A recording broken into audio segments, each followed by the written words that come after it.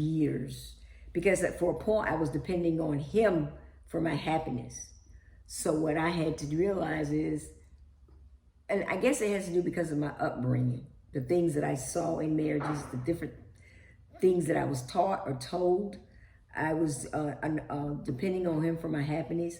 But the thing that I want to point out is we can't expect a man to bring us what we need in terms of emotionally, physically, spiritually. And that's what I was looking towards him for, my happiness, and not to God.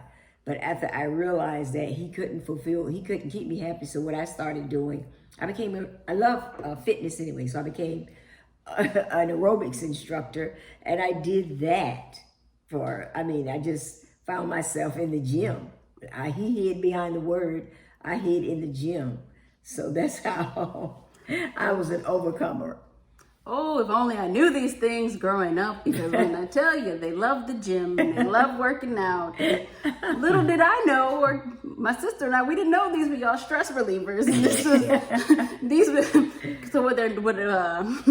As they were figuring out how to maintain their happy and their joy and all these stress relievers, they included my sister and I in on this. We didn't want to leave you out. Oh, so thanks. Yeah. So to the tune of getting up at whatever time in the morning it was. Dark 30.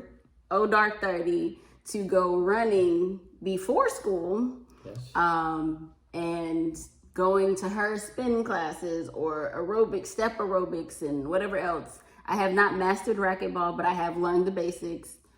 When it was basketball, I was cool. But it's interesting to know that is a part of, as much as I just saw it as, they just love working out and she wants to be healthy. And, we stopped eating red meat, and we learned about turkey bacon and ground turkey and all these other things in the mid 90s. But it's interesting to hear that and now know the context that you all were personally trying to figure things out. Like you were trying to figure things out for yourselves, because I guess, like I said, hindsight being 2020, but even just thinking about it now, you all got married when you were 25. Yes.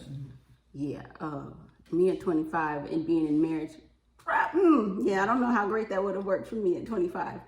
But, me either. Well, no, I'm just thinking about where I was. I thought that I wanted, I would say at 25, I did want to, and I thought that I would be, because for me, a lot of it, I was basing it off of what I saw with you all's relationship. And it's like, they were both done with college. They were around 25. They got married at 25. I was like, well, I'll be done with school at 25. But yeah, that didn't happen. So, I guess, you all figured that out. And I know to a certain extent, I imagine you're still figuring some things out. A lot of things. Okay. It's a lifelong learning process. Marriage is not something that you master at. There isn't a certain time where you can say, okay, after you've been married 20 years, I got this. We know each other. We can figure each other out. We know what's going to come first, second, third.